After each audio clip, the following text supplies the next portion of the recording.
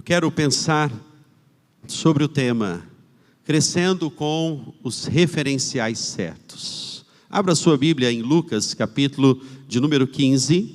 Nós vamos ler a partir do verso de número 11. Hoje pela manhã falamos um pouco sobre a dracma perdida. Hoje pela noite nós vamos pensar sobre crescendo com os referenciais certos. Verso 11, continuou: certo homem tinha 2 filhos, o mais moço deles disse ao pai: Pai, dá-me a parte dos bens que me cabe. E ele lhes repartiu os haveres. Passados não muitos dias, o filho mais moço, ajuntando tudo que era seu, partiu para uma terra distante, e lá dissipou todos os seus bens, vivendo dissolutamente. Depois de ter consumido tudo, sobreveio àquele país uma grande fome, e ele começou a passar necessidade. Então ele foi e se agregou a um dos cidadãos daquela terra, e este o mandou para os seus campos a guardar porcos. Ali desejava ele fartar-se das alfarrobas que os porcos comiam, mas ninguém lhe dava nada. Então, caindo em si, disse: quantos trabalhadores de meu pai têm pão com fartura, e eu aqui, eu morro de fome. Levantar-me-ei, irei ter com meu pai, e lhe direi: pai, eu pequei contra o céu e diante de ti, já não sou digno de ser chamado teu filho, trata-me como um dos teus trabalhadores. Verso de número 25. Ora, o filho mais velho estivera no campo, e quando voltava, ao aproximar-se da casa, ouviu a música e as danças. Chamou um dos criados e perguntou-lhe o que era aquilo. Ele informou: veio o teu irmão, e o teu pai mandou matar o novilho cevado, porque o recuperou com saúde. E ele se indignou e não queria entrar. Saindo, porém, pai, o pai procurava conciliá-lo, mas ele respondeu ao seu pai: há tantos anos que eu te sirvo, sem jamais transgredir uma ordem tua, e nunca me deste um cabrito, sequer para alegrar-me com os meus amigos. Vindo, porém, esse o teu filho, que desperdiçou os seus bens com meretrizes, tu mandaste matar para ele o novilho cevado. Então lhe respondeu o pai: meu filho, tu sempre estarás comigo, tudo que é meu é teu. Entretanto era preciso que nos regozijássemos e nos alegrássemos, porque este teu irmão estava morto e reviveu, estava perdido e foi achado. Amém, queridos? Até aí temos lido a preciosa palavra do Senhor. Enquanto nos preparamos para a nova jornada, que vai começar em novembro, eu sinto que nós precisamos preparar as nossas casas para recebermos muitos filhos pródigos. E a família, ela é o lugar onde o Senhor forma, educa. É um lugar de atualizar princípios, conhecer, ver ações, ver reações, ver atitudes de amor, faces, expressões, braços, que são, na verdade, os braços de Jesus, através de uma mãe, através de um pai, através de um carinho, de um mimo, através do toque, o poder do toque, do abraçar, o poder do ver face a face, o poder de comer à mesa, de resgatar o lugar da devoção em casa, o lugar onde os maiores ataques acontecem dentro de uma casa, acontecem dentro de um lar. E é interessante, queridos, olhar para este texto e perceber que, de alguma forma, essa família, esta casa, esse oikos, esse lugar de convívio, de comunhão, ele começou a adoecer. É assim, nem sempre tendo o pai certo, com o amor certo, a expressão certa, as famílias crescem ajustadas. É interessante que, apesar de ter o pai modelo, o pai referencial nesta parábola, a figura da mãe não está presente. Em nenhum momento dessa parábola aparece a mãe. Talvez porque naquela cultura as mulheres não fossem ainda valorizadas, e Jesus intencionalmente buscou falar de um jeito que entenderiam para uma aplicabilidade dos princípios e dos conceitos. Eu não sei, eu não saberia dizer porque a mãe não aparece. Mas Jesus prefigura aqui este pai que representa o próprio Deus. A expressão de um pai amoroso. Na verdade, esta parábola, eu creio que ela deveria se chamar a parábola do pai amoroso. Ela não deveria se chamar a parábola do filho pródigo. Porque veja que tudo canaliza no pai. A figura do pai é a figura central. As atitudes do filho mais novo, as atitudes do filho mais velho, são a representatividade de todos nós. E a pergunta que surge nesta noite é: quem eu sou nesta história? Como eu me apresento? Como as minhas atitudes falam de mim? Porque quando Jesus olhou para esta parábola e contou esta parábola, ele viu pessoas, ele viu atitudes, ele viu gestos, ele viu reações. Por sua onisciência, ele pôde perscrutar corações, vasculhar mentes e saber que muitos que estão neste recinto aqui se identificam em algum momento com alguma atitude destas, do pai, do filho mais velho e do filho mais novo. E é interessante que é muito fácil a gente criticar o filho que saiu. Às vezes nós nos colocamos no lugar, no criticismo, de criticar o filho que sai. Mas por que ele saiu? O que o levou a sair? Eu tenho encontrado muitas pessoas que dizem assim: o ambiente da minha casa não é saudável, a vontade que tenho é de sair de casa. Não é uma família assim estruturada, embasada em valores e princípios. A fuga parece ser o melhor caminho, o lugar da saída, o lugar de estar longe dos conflitos. Ninguém sabe como era essa família, mas a parábola do pai amoroso nos mostra que a escolha para onde vamos olhar é nossa. Veja, queridos, que o criado, ele decide olhar para o pai. Quando o irmão mais velho se aproxima e ouve a música e percebe a dança, o olhar daquele criado, do colaborador daquela casa, estava no pai. Porque eu decido, você decide onde nós vamos colocar o nosso olhar. Nós podemos colocar o nosso olhar nos referenciais errados, negativos. Você vem de uma família onde a figura paterna, talvez, ela foi muito omissa na sua rede, no seu sistema familiar. Talvez você vem de uma família em que a sua mãe, talvez foi a errada na história. Talvez você vem de um ambiente conflituoso em que os irmãos não celebraram a sua alegria, não celebraram as suas conquistas. Para muitos olharam aquele cenário em que a inveja brotou, o ressentimento exalou, e aquilo serviu como uma mola propulsora que o impulsionou ainda a lutar mais. Mas há muitas pessoas que se fecham quando ouvem uma palavra que a coloca para baixo. Você escolhe qual tipo de referencial você vai seguir.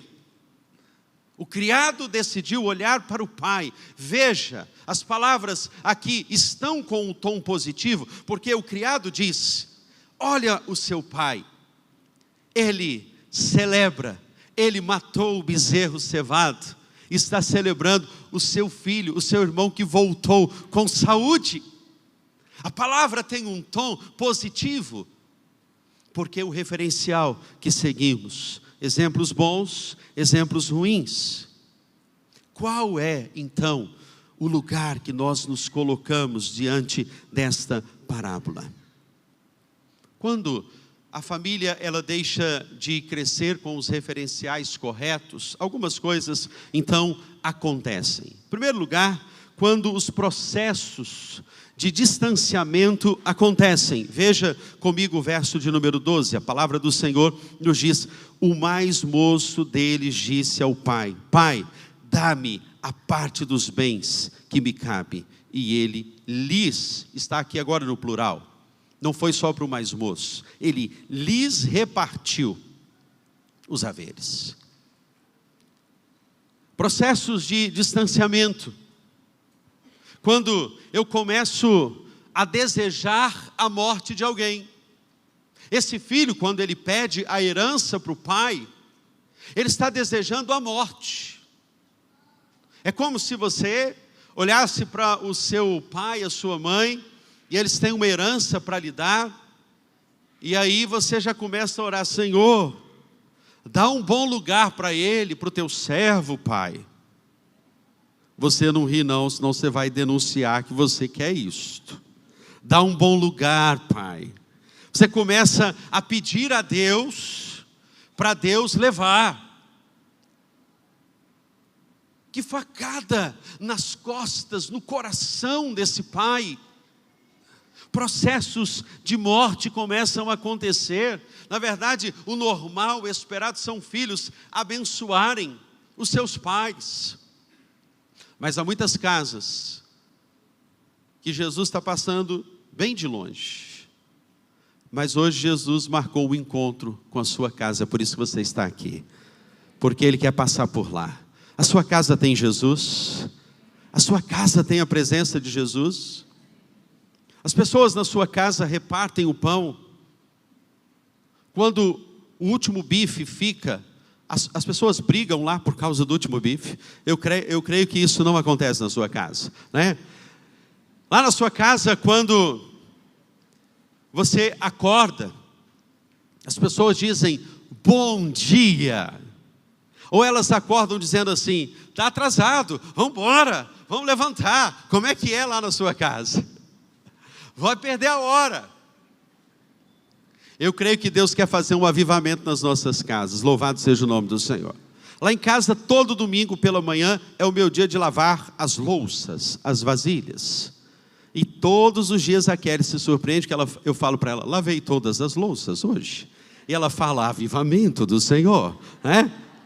Então, quando processos de restauração começam a acontecer, há um movimento de Jesus nas nossas casas, que é aquela história.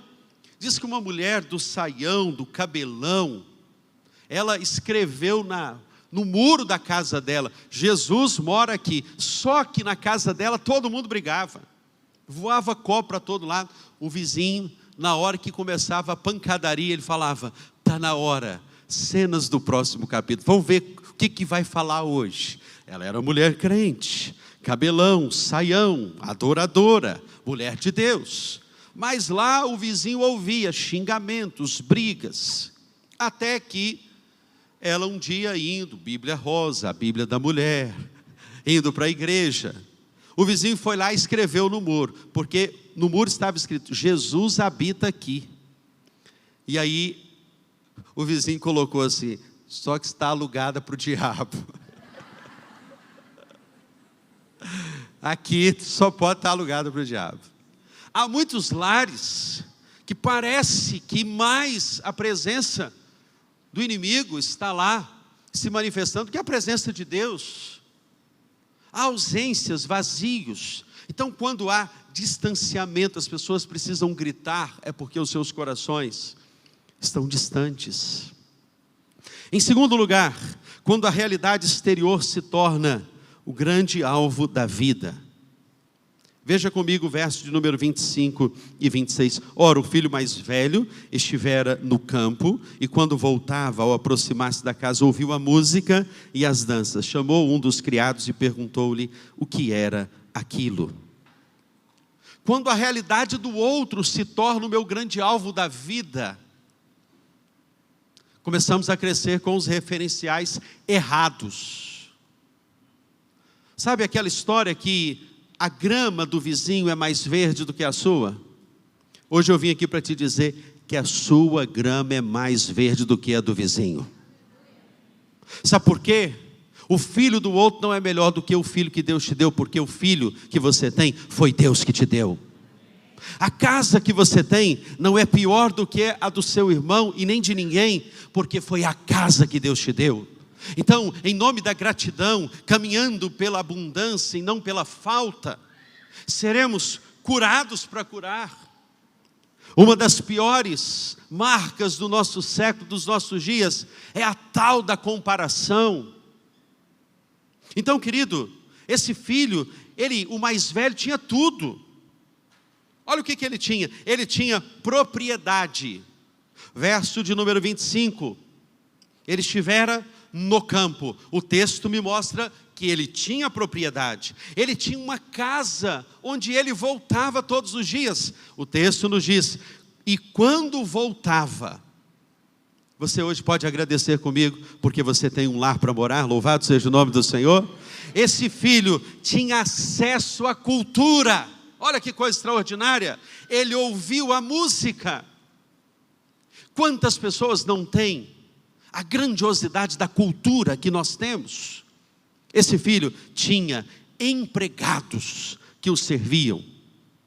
Esse filho tinha amigos, porque na discussão ali do verso de número 29, mas ele respondeu ao seu pai, há tantos anos que te sirvo sem jamais transgredir uma ordem tua, e tu nunca me deste. Olha o que ele estava pedindo, um cabrito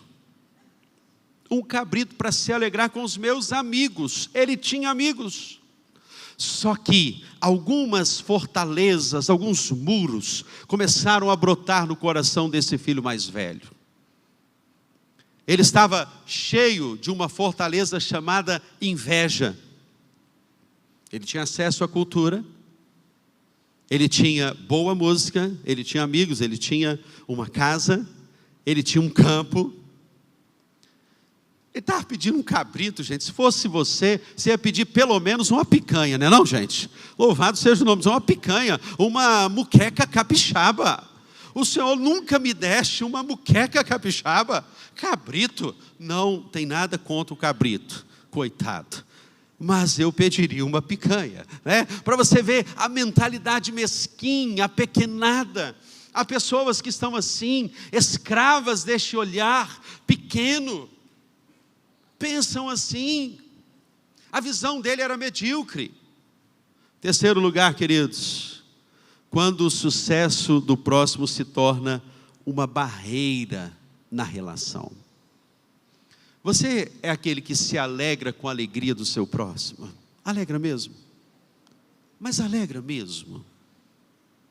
Quando alguém te pergunta, você se alegra com a alegria do próximo? Você diz assim, eu me alegro. Aí quando a pessoa te pergunta assim, me dê evidências. Tem muitas pessoas que querem te ver bem, mas não querem te ver melhor do que elas. E o pior é quando você pensa assim, que eu esteja bem, mas eu quero estar acima. O texto nos mostra no verso de número 28, queridos, ele se indignou e não queria entrar, saindo porém, o pai procurava conciliá-lo. Ele não se alegrou. Nós estamos vivendo em um tempo, queridos, e aí é uma chamada para nós, homens, que nós precisamos nos alegrar, porque as mulheres da PIB-JC estão demais, louvado seja o nome do Senhor, estão empoderadas, estão bem firmadas, estão com uma autoestima elevada, louvado seja o nome do Senhor, estão frutificando, são mulheres, são verdadeiras pastoras, ministras do Senhor Jesus. Sabe o que eu estou olhando aqui? Um exército poderoso de mulheres que tem se levantado na PIB-JC, e nós precisamos nos alegrar com isto. As mulheres têm tido lugares de notoriedade. Eu estive falando lá na ArcelorMittal, a convite da irmã Fabiana, fui falar para o setor de energia, no Setembro Amarelo, entrei lá como psicólogo, Depois fui falar lá no setor de limpeza também, a convite do nosso querido irmão Wallace. E nessa primeira visita que estive lá, a irmã Fabiana nos disse, olha, é alvo da empresa colocar pelo menos 25% no quadro total dos colaboradores. Eu perguntei, quantos colaboradores vocês têm aqui? 15 mil colaboradores circulam. Vocês que são bons de matemática, façam aí a matemática, no final do culto me responde quanto dá, 25% de 15 mil. É igual a história do outro, eu sou bom em português, a matemática que me derruba. Então, quando a barreira, a projeção, o sucesso do outro, se torna essa barreira na relação, música, alegria, mas ele tinha a fortaleza da inveja.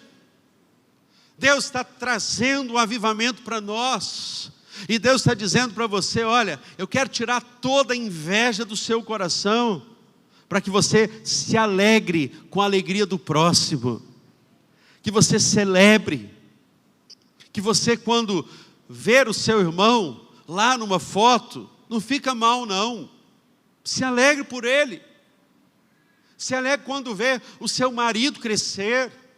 O Gary Champ diz muito isso, que os homens precisam de uma palavra de afirmação. Você quer ter um homem abençoado, que mensalmente compra um vestido para você, ou te dá o recurso para você ir lá escolher, louvado, essas mulheres não nem querem mais hoje que a gente compre o vestido, não, elas querem escolher, então dá o dinheiro para elas, deixa elas empoderadas, você vai ver como essa mulher vai ficar feliz ao seu lado, né? Então, deixa ela aí, empoderada, feliz, alegre, autêntica. Quando o time do seu irmão ganhar, se alegre por ele, louvado seja o nome do Senhor, fica triste não, meu irmão.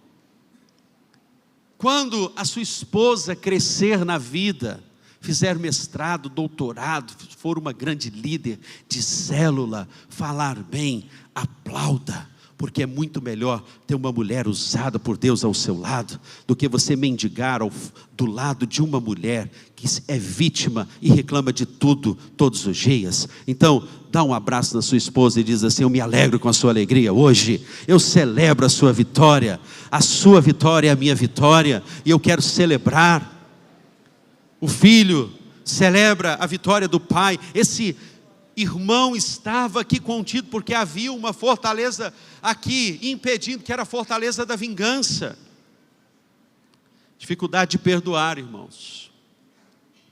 Sabe por que o avivamento ainda não aconteceu na sua vida? Porque quando Deus vai lá nos porões da sua alma, Ele encontra ainda rancor.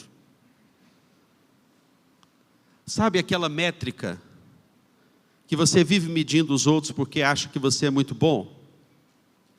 E não olha para a pessoa com o olhar da misericórdia e da graça? Essa métrica, essa medida, essa régua, onde você quer que todo mundo esteja na sua caixa. É um grande egoísmo da minha parte querer que as pessoas sejam iguais a mim. Relações se quebram, se partem, quando as pessoas querem que o outro seja igual a elas. Fora esse egoísmo, fora esse orgulho, fora esse ressentimento, fora essa pequenez de mente que pensa assim. Precisamos ir adiante, porque celebrar a vitória daquele que amanhã será melhor do que você, mostra que você de fato será um grande líder de célula. E quando você celebrar a vitória daquele irmão que você ensinou a palavra de Deus e o viu crescer, eu cansei de ver homens que andaram comigo, meninos que andaram comigo, pastores que hoje se tornaram, e que eu comecei com eles ali do zero, e hoje os vejo voando alto. Vamos celebrar. Esse filho mais velho estava com uma fortaleza também, que era a fortaleza da amargura, o ressentimento no seu coração. Ele queria o cabrito, mas Deus queria e tinha picanha para ele, um boi cevado, gordo. Sabe aquela picanha que o irmão Itamar fez para mim esses dias, meus irmãos? Aquela que quando ele cortou, o boi berrou, e a gordura saiu. Eu falei, e ele tirava a gordura, isso aqui ó, faz mal para a saúde. De vez em quando vinha uma gordurinha, eu falava, o que os olhos não veem, o coração não sente. Deus tem picanha, e eu quero te dizer que Deus, Ele tem muito para a sua vida, quando você aprender a celebrar as vitórias. Quando o nosso coração está apequenado, nós não celebramos a vitória. Mas eu penso aqui que uma família restaurada, reconstruída, um lar restaurado, cresce com os referenciais certos. Quando? E quando há esse referencial certo, há uma reconstrução da identidade. Nessa história, você é o filho mais velho, o filho mais moço ou o pai? Quem você vai querer ser? Como você se vê? Como você se lê? Quando você faz um autoexame, talvez você esteja cheio de vontades ainda de pecar. Talvez filho mais novo ainda, imaturo, como vai dizer Paulo em 1 Coríntios 13, quando eu era menino, fazia coisas de meninos, pensava como menino, falava como menino. Quando cheguei a ser velho, deixei as coisas de menino. Filho mais moço, inquieto, impulsivo, querendo pecar, desejoso de pecar ainda. Talvez você nessa história ainda seja o filho mais novo, porque você se ira, você está cheio de obras da carne ainda, desejos com o pecado.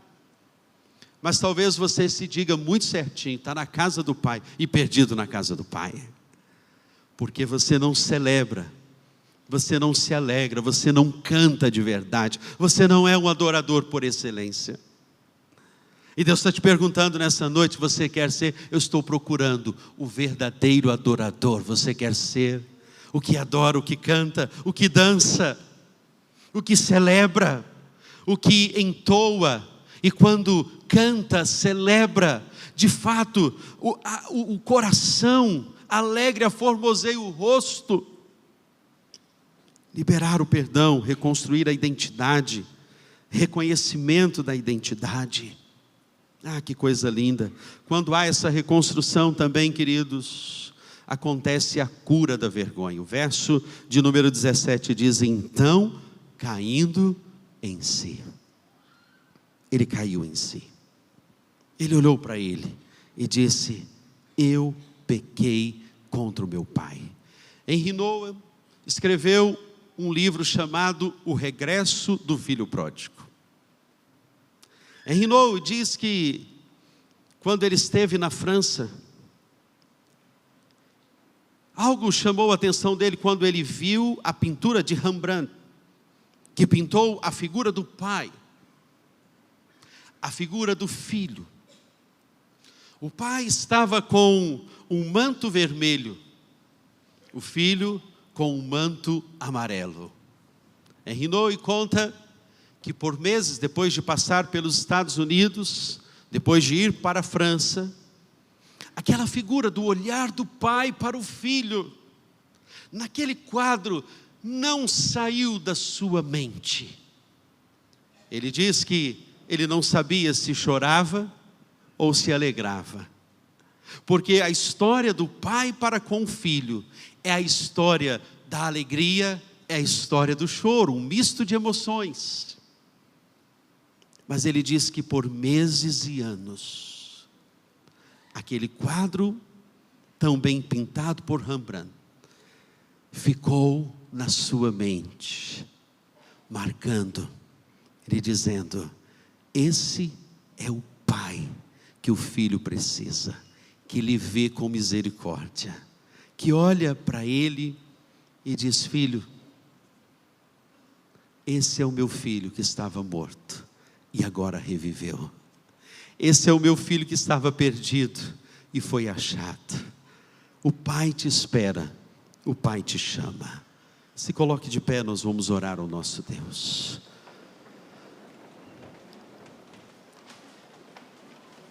Crescer com os referenciais certos. Há uma cura.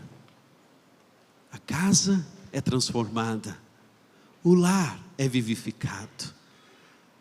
A comida, a festa, ela é celebrada. Há muitas pessoas que perderam perderam a visão de celebrar na festa, de adorar, de cantar. Eu não sei como tem sido a sua vida, mas o pai do filho pródigo, prefigurado aqui pelo próprio Deus, o próprio Deus está aqui nesta noite para abraçar o filho mais velho, o filho mais novo. Feche os seus olhos, nós vamos orar ao Senhor. E nós vamos dizer isso para Deus: Pai, eu me encontro, eu me identifico. Eu quero ser como este pai, que sente a miséria com o coração. Misericórdia.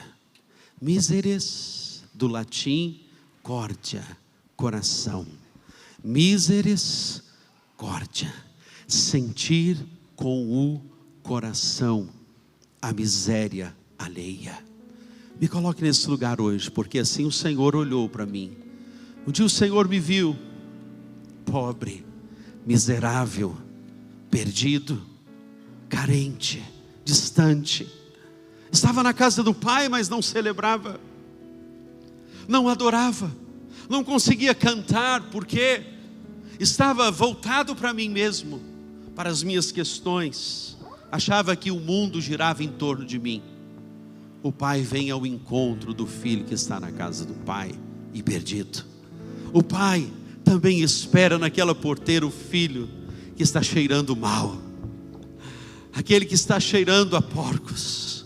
O lamaçal do pecado o consumiu.